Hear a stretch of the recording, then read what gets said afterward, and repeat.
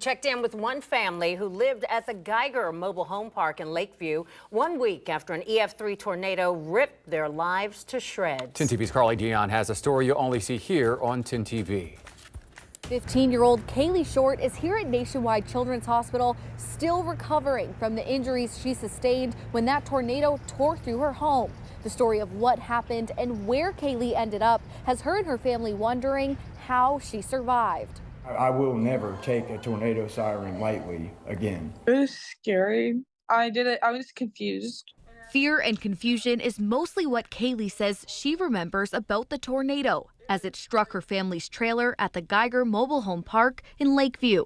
Caylie says she was hiding beneath her mattress when her mom Amanda went to lock the door and suddenly started yelling. When I peeked out, the house started falling. And then I went to the wall, like where our back door is, and I went to the ceiling. I covered my head. The tornado's 150-mile-per-hour winds flung Caylie and her mom around and ripped apart their home. I remember, I heard my mom screaming, and I looked up, and I was on a road. I didn't know. I looked around, and I didn't know where it was. And I found her up on 33. She was like right on the shoulder of 33. Amanda Gear says she found her daughter about 50 feet away from their trailer, here on State Route 33. I couldn't move my legs. We tried walking and couldn't. She broke the same bone on both ankles, but the left one was sticking out.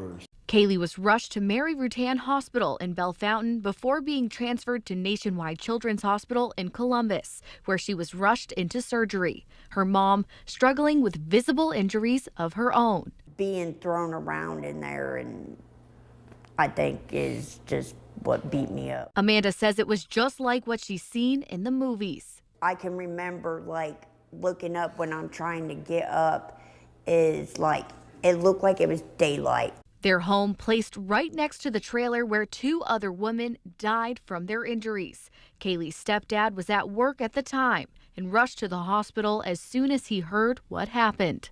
The first thing I did when I got in the hospital was go over and hug her and just start crying. And I told her I'm glad she made it, and just that I was going to be there for her. And